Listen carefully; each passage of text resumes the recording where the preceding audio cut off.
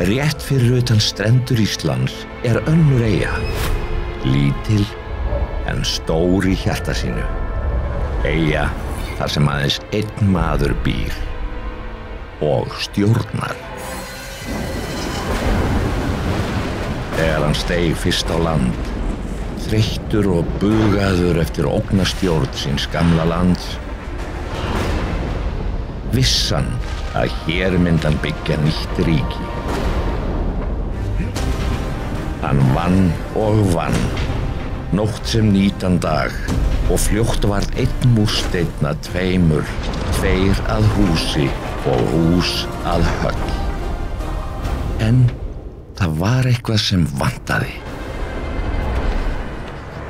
Eitthvað sem hvorki jöfnur né útreikningar gátu leyst. Eitthvað sem var aðeins að finna djúpt í iðrum jarðar. Og þar fann hann það sem hann hafði leitað að.